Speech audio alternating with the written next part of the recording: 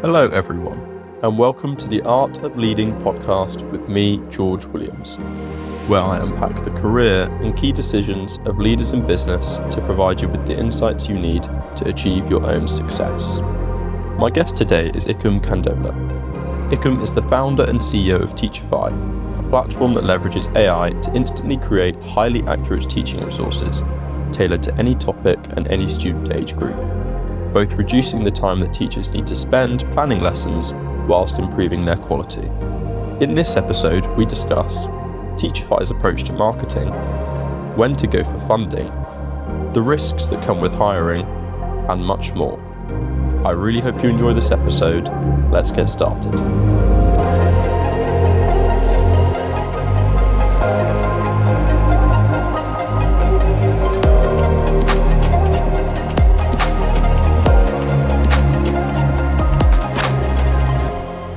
Hi, Ikum. It's great to have you on the pod. Good to see you again. How are you doing today?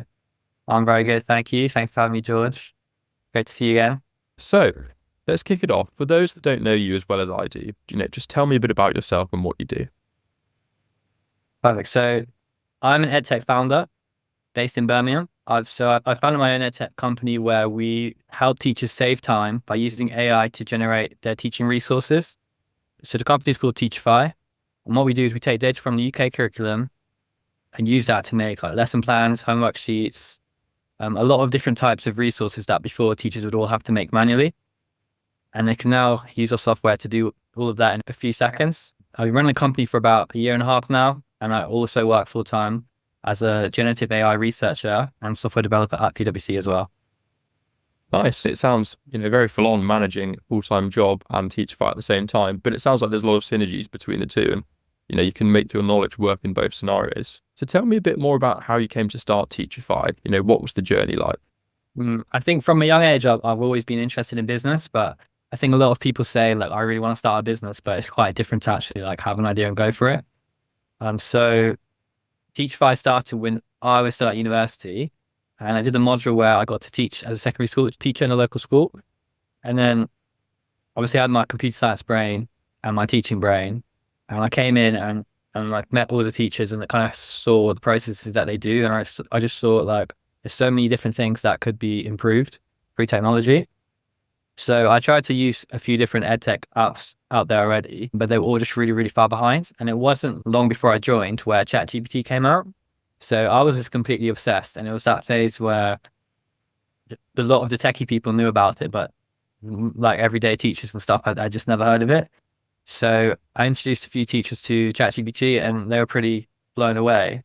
But I also found that they really struggled to take full advantage of it. Because I was just so interested, I started making online courses about how to use ChatGPT and all the different things you could use it for. I made a few YouTube videos and I actually got quite a good response from the courses. I made a few £100, but with really no marketing. So I thought, actually there's something in this. There's actually so many people that this can really, really benefit. And since I had links to the teaching space as I was working there, I went straight to the head teacher and had a chat with him to see if I could try and run something for the teachers to do a workshop to upskill them.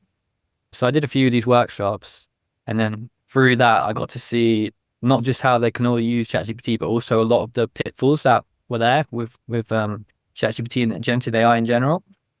So that kind of led me on to building Teachify, where I was able to kind of work on these pitfalls and build a solution where we're able to get much, much more accurate resources than just using ChatGPT by using the data from the curriculum and other techniques, which I've learned through my generative AI research at PwC as well. And on top of that, I also was a private tutor as well for a few years before. That kind of links in as well, because I always found that I was able to get students and there was a big demand, but I wasn't able to tutor as many students as I would like, just because of the time I was spending lesson planning. Every time I tutored a student for an hour, I'd have to spend half an hour lesson planning. But now through Teachify, I wanted to make something where you can pretty much turn up to the lesson as an experienced tutor with no plan and just create a plan in just first 30 seconds just by doing on Teachify. And then you can also be much more spontaneous. If you see the student is not really knowledgeable in one area, you can just make a quick quiz or whatever you would like just on Teachify very easily. that makes complete sense. And I have family members that are teachers, and I think, a tool like Teachify sounds brilliant. I know how much time is spent putting into lesson planning, thinking in advance of what the students will need. And it's a burden that weighs on teachers for sure. And it sounds like Teachify really streamlines that and allows them to focus on, the core product of teaching instead of all the planning that goes around there. So I definitely think it's incredibly useful. And, your background in teaching is really interesting as well. You came into that, you saw the problem and you found a way to solve it. And so your experience in technology, is this something that came from your work in the Big Four, or is it a passion you've always had since you've been young? I think I've always had a passion for technology, but not always in the way that I would think of it now. Like now I'm building things. I'm doing a lot of programming and all that stuff. But from a young age, I was never really interested in that. I did enjoy like video games as a child, but I never really saw myself going into tech. It wasn't really until I finished secondary school, I had a gap year. I really didn't know what I wanted to do. I actually wanted to go into like stats and do maths. But then I found that a lot of people who finished university weren't able to really use their skills. So I wanted to do something a bit more practical.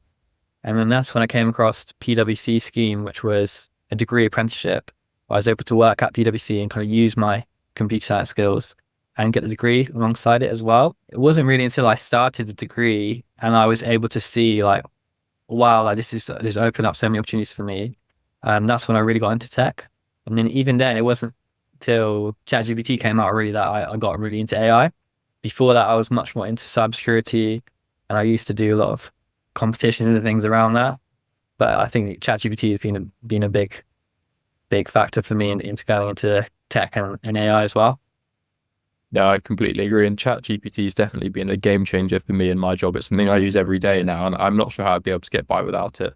I think the point you made earlier that it's not such an easy tool for those that, teachers, for example, wouldn't necessarily gravitate towards the likes of ChatGPT. So what you do by sort of packaging it up and making it easier to digest for them, I think is incredibly valuable. And so tell me about the sort of development process for Teachify. What's that journey been like from taking it from the point of inception where you had this idea to sort of where you are now with a scaled app that's got, thousands of users? So I think development is one of my stronger points. I'm coming from a tech background. So when I started Teachify, I had a little bit of experience in with app development through PwC. But I guess the first hurdle for me was like finding the time to build a whole platform while I'm doing a degree at the same time, which is obviously a huge time commitment. So what I did was actually, I started my dissertation on a completely different subject, but around 3 months in, I was developing Teachify and actually switched my dissertation to be Teachify itself. And then this allowed me to, first of all, spend a lot more time on the platform, but also get a lot more feedback from the lecturers at the university as well, who are in a way like teachers themselves. So that was the first kind of trick I did to get that going. In terms of development, I've used like a very much an iterative development cycle. So I've had like a vision of the app, built it out, and then kind of got feedback and had like a new vision and had to go for the next one. And often that meant like starting the whole app. Well, it did mean at one point starting the whole app again as well. So after my dissertation, I picked a whole tech stack, went through it, built it, and I just found there was like so many problems with it that I hadn't envisioned at the start. And there were so many times where like I'd taken a shortcut because I just wanted to get something out there that I could give to teachers and get feedback on. And then that kind of bit me in the arse like later down the line. I think that sort of point you made around that iterative process really makes sense. I think as a startup, you always want that sort of fast fail culture where you're throwing ideas out there, seeing how products fit and just seeing how they land in the market. And do you think you found that sort of product market fit now? Do you think you found that sort of your products resonating with teachers? To completely be honest, I think we're still finding product market fit at this point in time.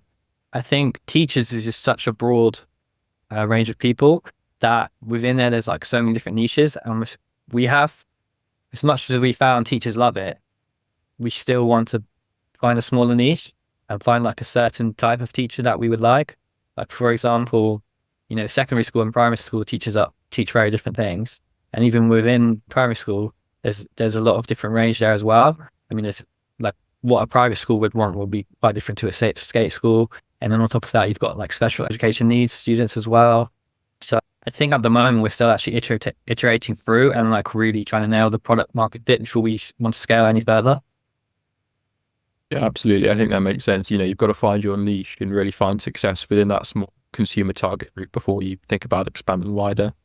And is it just yourself still at Teachify? I believe you've got a number of other people helping you out on this journey, such as a co-founder and other members of the team. Talk me through that sort of process of growing the team and where you are at now. So yeah, we've had quite a few people in the team, but I'll start with my co-founder. He's called Frank Crossley. So he's been hugely influential. We founded the company together, a year ago, and I met him through university and through PwC as well. We both did that together, and we also worked together on our own tutoring company. So I have quite a few ties with him, and actually I live with him as well right now. So we're very close.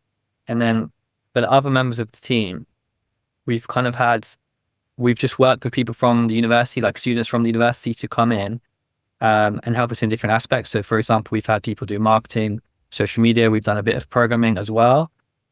And we've also had people more on the teaching side as well to give a teacher's perspective. But actually we found that like recently we've kind of like reshuffled the team because like the university years come to an end. We're all doing different things. Like some people are leaving university and a lot of them came on like a temporary basis. So now what we're doing is looking at expanding an advisory board as well. We found that working with university students has been good to bring a fresh perspective, but they just don't have the experience needed. And it wasn't like completely clear to us at the start, like how much of a big difference that would make. So recently we've brought on board some more people to our advisory board. So we have someone called Shravan, who's actually an exited founder from another edtech company, Work Simpler. And we also have Glenn Westlake, who you could call him an angel investor, although he's just on our advisory board at the moment. And he's also founded like 2 SaaS companies and successfully exited them. So at the moment, we're just looking to utilize mainly the advisory board before we kind of expand any further, because we really want to like nail the product market fit rather than just like expanding and blow up companies in a way. And I assume the role of this advisory board is, they're not involved in the day-to-day running of the company, but it's more to sit there and guide you on the direction that you want to take. Is that correct? Yeah, 100%. And also it's quite a lot of accountability for us. I think as a founder, like I'm the head of the company, so there's no one really I'm answering to. But having an advisory board to be there for me is really making a big difference as well. Yeah, absolutely. And you mentioned, you've got a co-founder, Frank. How did you two divide the responsibilities between you? Often, I think in startups, you have a technical founder and a more business-focused founder. Is that sort of the split you've gone for? Or have you both been sort of hands-on developing Teachify? We have gone for that split. But to be honest, at the start, we both did the technical work because I think there's different types of startups out there. Ours is obviously a tech startup. So without really any software there, we can't really add much value. So at the start, we pretty much focused solely on the tech together, and we kind of found our roles naturally. I found that Frank was much more interested in the tech side, whereas I was more interested in the business side. So we just kind of went that way. But actually recently we've shifted so that we're actually both completely on the business side. We tried to like not have set roles. It's more that they've just kind of fallen into place. I think it's really good to have a technical founder and a business founder, but I think really both founders need to have a lot of knowledge of both. I think it looks quite bad if you're the business side and you can't explain a tech. I think also like vice versa as well. We have roles, but they're definitely not like set in stone. As you say, it requires both of you to sort of develop Teachify and get it on that journey that you want to take. I'm sure there's been a lot of learning curves over this last, year or so since you founded Teachify. What would you say some of the biggest lessons that you've learned are and some of the biggest challenges that you've had to face? Yeah, there's been a lot of lessons, definitely. I think one thing is I'm a person that always says yes. So I'm like always saying yes to opportunities. Like if someone's to help out, I always bring them on board. But we had like some scenarios recently where we helped we brought people on board to help, and actually it kind of weighed us down in a way where they were just becoming a little bit unreliable. And then it was probably more work for me to manage them than actually like what they were producing. So I actually found that quite surprising. I just thought like the more people I brought on board, the more output we would get. But actually, a huge amount of work goes into onboarding someone. And often, as a founder, like you don't realize how much you know and how long it takes for you to introduce someone to the company and for them to fully understand like what the company does, how the tech works. And then there's really a lot of learning before they can get to the point where they can actually add a lot of value. And even then, they might get to that point and still not be able to add value because they might not be the right fit for the job. So I think going forward, I've learned to be a lot more harsh on bringing people on board. And even if that means like the company moves at a slower pace, I think it's better than bringing loads of people on board and things going wrong, because that's some of those things you can't really undo. If someone comes on board, like messes something up and like ruins a big opportunity for you, it could ruin the whole company. Yeah, absolutely. I think those first hires are so crucial. They set the culture of the company, they set the direction, and also your reputation within the industry as you go out and approach, the founders, potential schools. In your case, it's really important. And where have you been going to sort of hire these people? Have they approached you, or have you reached out to them? With the stage of Teachify, like we're early stage, and at the moment we haven't been pushing for funding. We've been trying to bootstrap everything. So it's been a mix. At the start, we approached people. So I went to a lot of networking events, and I'm a big fan of networking around the business community in Birmingham. And I met people there, some of them who were interested in starting a business but hadn't started one. And I approached them and said, like, look, there's something that we need help with, and you have skills in, like, why don't you come and help us for a bit? And in some of those cases, that just meant them like doing an internship with us, and then that being like work experience for them to go on it and get another job. In other cases, that could be like on the advisory board or equity or wherever it may be. And then after we kind of got the ball rolling a little bit and got more momentum with the PR, then we had people approaching us, and we were at conferences ourselves. So both me and Frank have done like being keynote speakers at events, and we've had a conference where we had a stand at the event as well with a lot of ed tech companies. And then people have approached me there to come on board. After that happened, and we were able to like stop looking for people and just wait for people to come to us. So that's how we found them. But yeah, it hasn't always been a positive experience. Yeah, absolutely. I think it's sort of a luck of the draw with a lot of these hires. But no, thank you for that answer. I think you raised a number of great points there. So I'll sort of work through them chronologically. But one of the things you mentioned was funding. Teachify hasn't had any funding to date. What's the reason behind that? And is funding something you'd consider in future? Yeah, I think funding is really, really important for a startup. But I think you need to know like your own level of experience and your own level of knowledge in business. I think there's just so much to it. I think a lot of people come in super ambitious, but with no real skills, and they try to go for funding straight away. And that really prevents them from making any progress, because they're not like building a product. They're not building they're tech startups, but they're not actually like building the software, and they're not talking to customers. They're not running a business.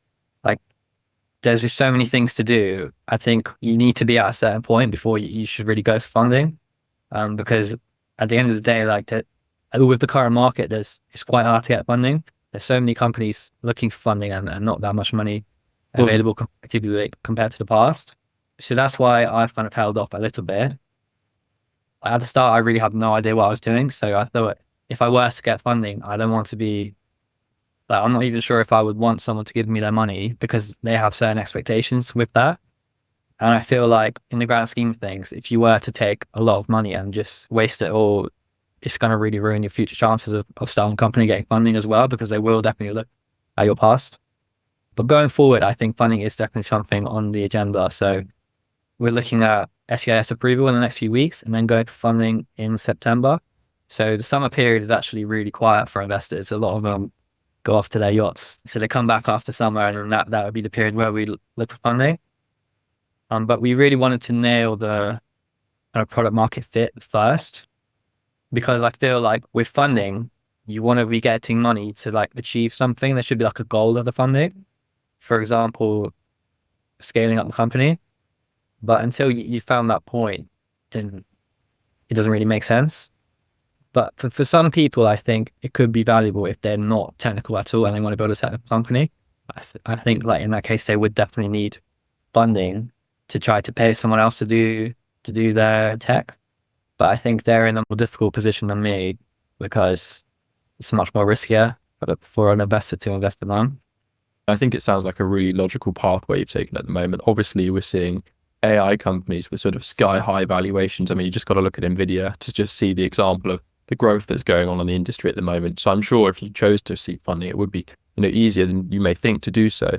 And yeah, it sounds like September. That's quite soon. It's quite an exciting journey you're going to be on, applying for funding and seeing how that goes. And I believe you mentioned you've stood up at sort of networking event. You've had quite a lot of experience with pitching. Tell me a bit about your experience of going pitching, the journey you've been on there, and sort of how you've grown. Yeah, so yeah, pitching is something that I'm now quite comfortable with. And I think it's like an essential skill for a founder, 100%. At the start, I really have no idea what I was doing. I'm quite unsure of myself when it comes to public speaking. I don't have much experience and I find it difficult. So the first thing I did was I had to pitch the company to join an incubator scheme. So I'm on the Elevate Incubator scheme, which is kind of with the University of Birmingham. So I had to pitch the business just to get in. So that was really my first experience. And then from that, I just like learned a lot. Like I messed a lot of things up. And then that kind of gave me the kick I needed to take it a bit more seriously. So I did two big things. Like I went to a workshop with an experienced mentor called John Cook, and he did a workshop on pitching. And I also joined another investment readiness program in Birmingham, which was like a 5-week course on how to get your business ready for investment. And that was much more in depth on how to pitch. So it took you through like the different, like really, really detailed, like everything you would need from like literally every slide and what I should say. So my quick takeaways from that would be firstly, like make a master deck, I would say. So make like one big deck of all the information that you would ever need for pitching, really, really detailed, way, way more than what you would actually use. And then from that, every time you pitch, just like take slides from there and remove stuff. The second thing I learned as well is that email pitching is very different to in-person pitching. So in email pitching, you want to have like a lot of text on the slides. In person, you don't really need any text, like very, very minimal, maybe like at most like 4 points on a slide and that's it. Like one of my biggest things as well is like the problem is so important that you're solving. A lot of people like try to build a company without actually solving the problem. They just find some tech that they're really interested in, build it into a product, but it's not actually helping anyone or like solving a problem. I think that's a really big issue as well. And then in terms of going back to like me actually pitching, I also started entering a lot of competitions as well to improve. I think until you're actually up there on stage in front of a lot of people and you have to pitch, like you don't actually know what you can do. So I pitched in front of around 100 people at an event in Exeter, which was called like it was by Times Higher Education so it was for like university leaders across the country. And then from pitching from there, like everything I've done afterwards feels so much easier and I'm so much more confident because I had that experience. And honestly, like it didn't go as well as I'd hoped, but again, all the pitches after that have gone much better. And like not long after that, I entered a competition and won a competition, which is really exciting. I think that's an amazing journey you've been on there. And I think, as you say, practice just makes perfect. Pitching such an unnatural experience for so many people. There's not many opportunities where you'd stand up in front of a crowd. I think that point you made as well about, solving that problem is really important. A lot of startups go out there with not really clear idea of what they're trying to do or trying to solve, but just gravitating onto that idea of AI and trying to find an application for it. Whereas I think it's really interesting that you've started the other way around. You found this problem and you're creating a pathway to solving it. You mentioned earlier that, you've grown your network and you've now got this board of advisors. What role do you think mentors have to play in your own personal development? And sort of what approach have you taken to growing yourself over these few years? Yeah, I think for me, like self-development has been really, really important. So I've done a lot of things like outside of mentoring as well. But with mentoring, I've had 2 mentors over the past year. At the start, I didn't even know mentoring was a thing, but I found out there's like a lot of opportunities out there. So I got a mentor for the University of Birmingham and also a mentor through the Elevate scheme. The first mentor I had was through University of Birmingham, and actually I didn't find him like as helpful as I would have liked. I found that I'm actually in a quite unique position where I'm like working at PwC and starting a business, and probably I would just want someone that has started a business before. So for my second mentor, I had someone who was like much older and more experienced and had like founded companies before, and he's been really, really influential in terms of helping me be a bit more professional in some ways. So recently he's helped me with formalizing agreements. And I think on like a higher level of self-improvement, I haven't actually really got that much from the mentors, I would say. Not from like set mentors, but I have had like individual advice from people from networking events. I think that's been much more of a bigger factor to me.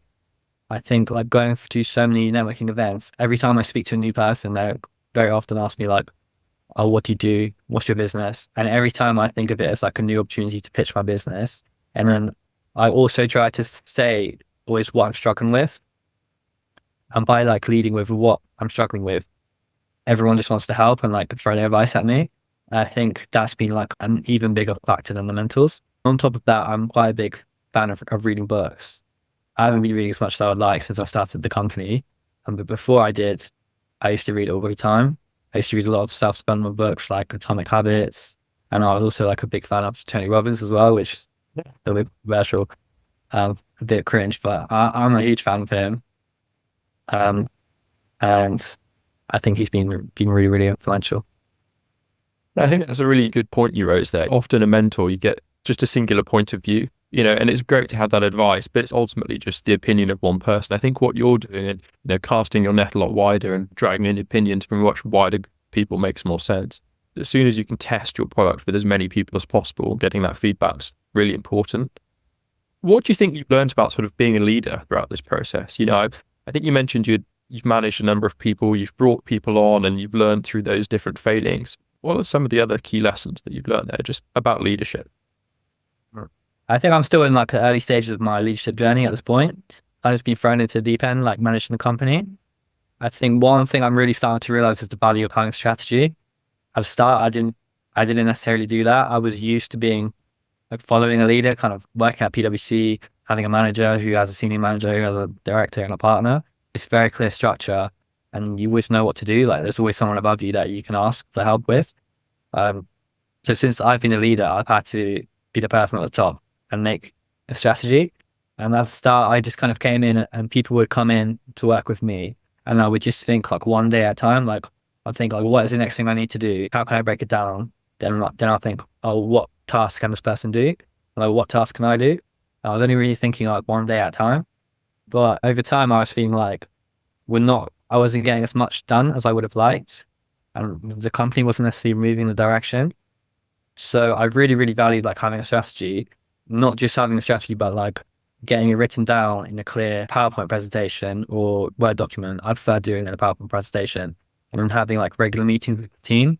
It could be like once every 3 months or once a month to present to them the strategy for the next period of time. And I think once I did that, everyone had like very clear goals of where we're trying to get to.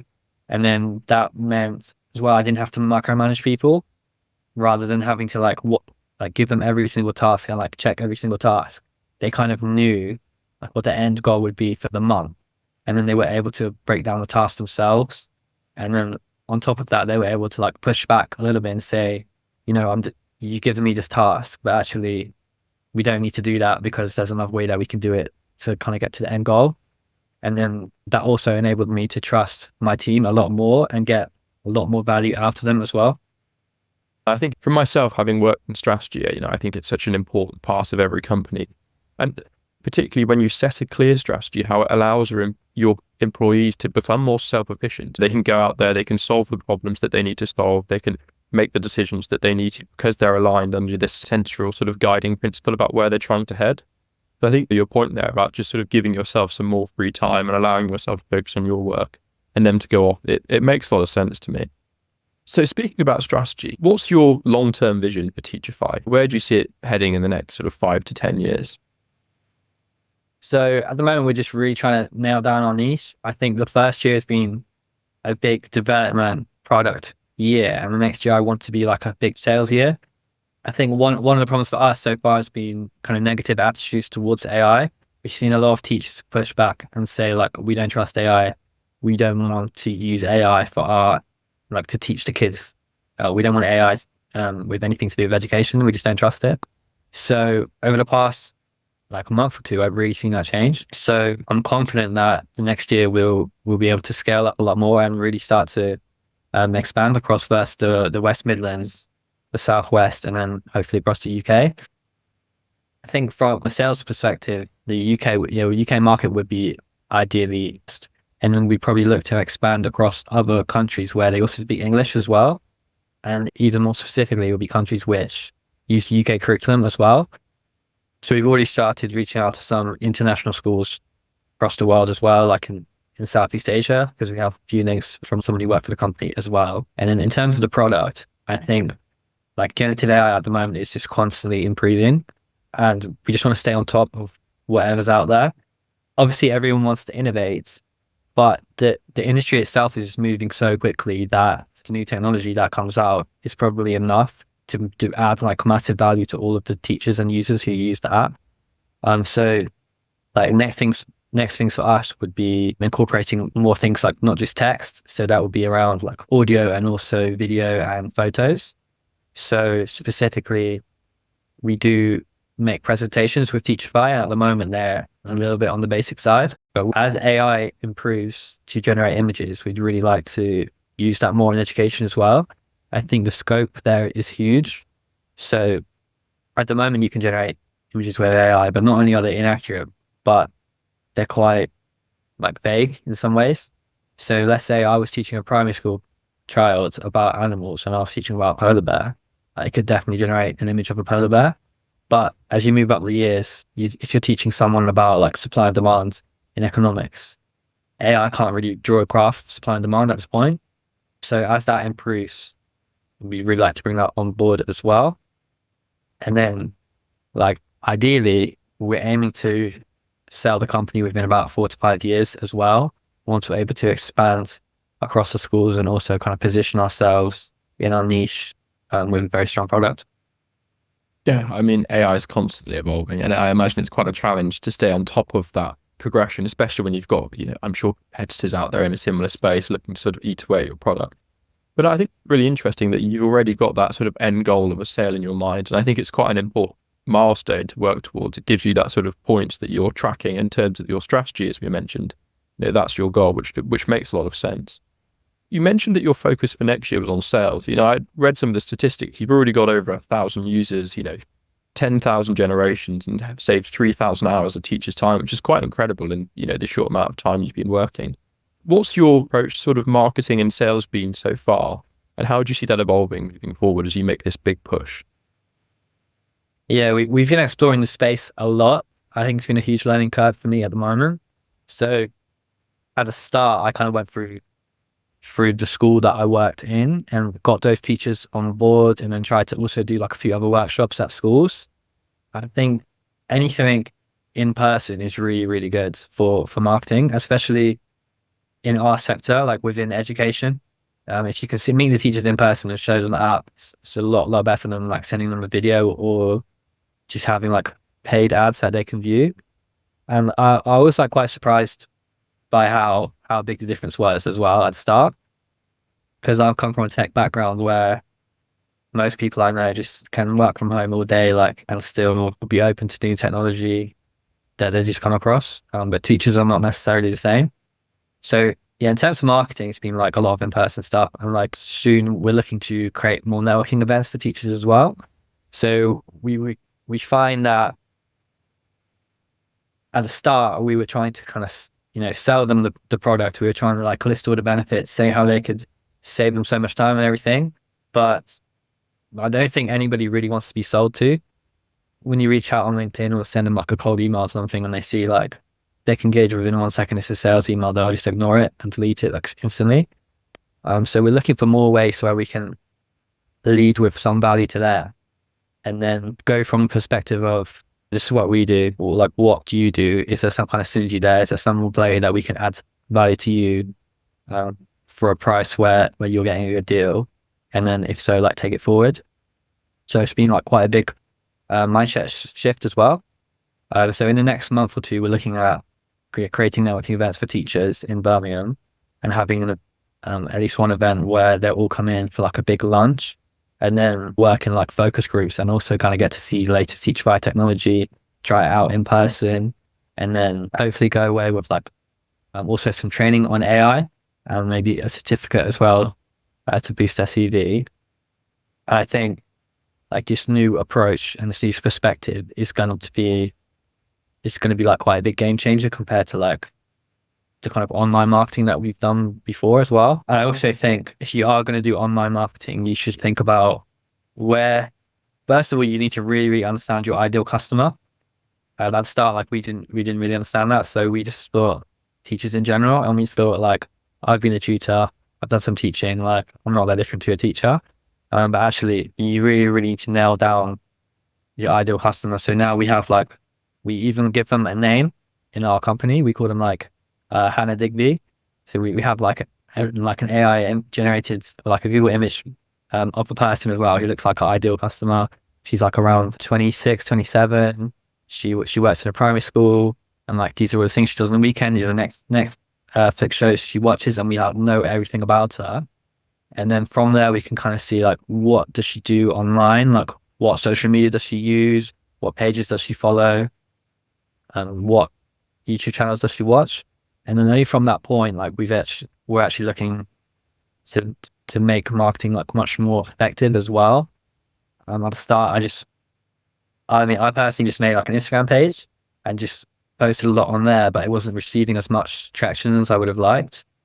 But now I kind of understand the ideal customer a lot more. We're going to be posting a lot more in line with what that teacher would expect. So to give like a more practical example, like my vision of the company was very much like high tech. I want it to be like purple, slick, fast. But from a teacher's perspective, like that's quite different to what they expect. They want something much more like friendly, bubbly, like child focused, and something that which is like not as perfect as what I would want, because I'm used to tech. So like when I would make visuals, I would make them like super slick. But when I look at other teachers' pages that they follow, it's not that way at all. It's because it's made by a teacher who doesn't necessarily have the same tech expertise as me. There's basically not slick. So that's a few things that I'm marketing there. I liked how, you mentioned you started off targeting all teachers, and now you've narrowed it down to Hannah Digby and these sort of personas of this person you want to target. And I'm sure that allows you to be much more effective in sort of going out there and gaining traction. And I also think it's interesting that you've taken this sort of inverse approach to marketing. Lots of people at the moment, they focus on social media, and it sounds like that's something you started off with. But after understanding your customer more, you've narrowed it down and you've got these in-person events. I think that'll be a really good way of sort of breaking down the barriers that surround AI, because a lot of people, and I'm sure particularly teachers who don't have time to go and play with these tools, AI to them sounds like a tool that they don't know how to apply to teaching. And it sounds like you're going to give them some really sort of hands-on examples about how to use the tool, which I think would be brilliant. Thank you. And one really quick thing there, it's very unique for us because in the education market is different to others. So a lot of teachers, they don't put on social media that they are a teacher because they don't want their students to find them. So that's why it's just been quite difficult for us to actually target the teachers. But for other industries, like I'm sure it's completely different.